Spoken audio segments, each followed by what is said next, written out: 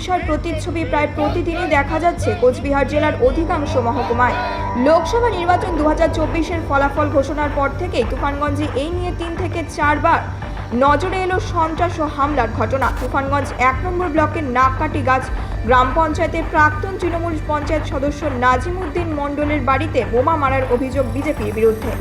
এ বিষয়ে প্রাক্তন পঞ্চায়েত সদস্য নাজিম উদ্দিন মণ্ডলের ছেলে মঞ্জু মণ্ডল বলে, এই আমার বাড়ির সামনে বোম রাখছে, এটা বিরোধী দল বিজেপি পার্টি রাখছে।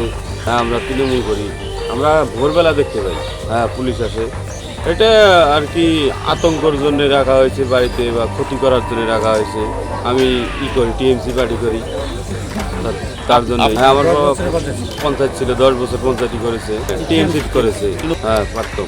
এটা বোম দিয়ে আর কি হুমকি দেওয়ার জন্যই বোমটা রাখছে বাড়িতে। হ্যাঁ, সন্ত্রাস। এর আগেও তো হুমকি দিয়েছে। এই হুমকি দেওয়া মানে গাড়ি ঠাড়ি বন্ধ করেছিল এর আগে। আমাদের ট্রাক্টর আছে, ট্রাক্টর বন্ধ করেছিল। যদিও বিজেপির ওপর ওঠা অভিযোগ সম্পূর্ণ অস্বীকার করেন তুফানগঞ্জ বিধানসভা বিজেপি 1 নং মণ্ডল সভাপতি যুগল কিশোর দাস। তিনি বলেন, দেখুন, বিজেপি সন্ত্রাসে বিশ্বাসী নয়, কারণ সারা তুফানগঞ্জ জুড়ে তৃণমূল যে তাণ্ডব চালাচ্ছে, মানুষের বাড়িতে বাড়ি পোড়া দিচ্ছে, কাউকে বয়কট করছে, বাজারে বেরোতে দিচ্ছে না।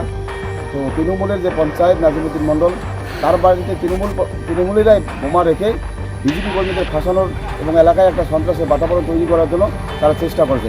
কারণ আলিপুরদুয়ার লোকসভায় বিজেপি ভালো ফল করেছে, সেরকম নাককাটিগাছ গ্রাম পঞ্চায়েতে বিজেপি ভালো ফল করেছে। তাই তৃণমূল দুষ্কৃতীরাই তাদের বাড়িতে বোমা রেখে এবং এলাকায় বিভিন্ন জায়গায় আমাদের বিজেপি কর্মীদের তারা মিথ্যে মামলায় ফাঁসানোর জন্য এবং বিজেপি কর্মীদের বাড়িতে তারা গিয়ে হামলা চালাচ্ছে, কারো বাড়ি পোড়া দিচ্ছে, কারো ঘরদোর ভাঙছে, কাউকে বাজারে যেতে দিচ্ছে না। বিভিন্নভাবে তাদেরকে, কেউ টোটো চালায়, তাদের টোটো বন্ধ রেখেছে। এটা তৃণমূলের চালাকি এবং তৃণমূল মানুষ যেহেতু তৃণমূলের পাশে নাই, তারা এলাকায় একটা সন্ত্রাসের বাতাবরণ তৈরি করার জন্য, সেটা মানে বিজেপি কর্মীদের গায়ে মানে দাগ দেওয়ার জন্য, কালিমাদের মৃত্যু করার জন্য তারা এটা চালাকি করে, তারাই তাদের বাড়িতে বোম রেখে বিজেপি কর্মীদের ফাঁসানোর জন্য চেষ্টা করছে।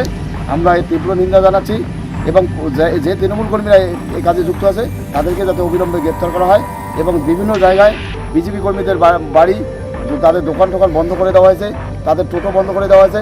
এটা অবিলম্বে যদি খুলে দেওয়া না হয়, আমরা এর মানে ভারতীয় জনতা পার্টির পক্ষ থেকে এর বিক্ষোভ প্রদর্শন করব এবং বৃহত্তর আন্দোলন করব। Bureau report, news metro.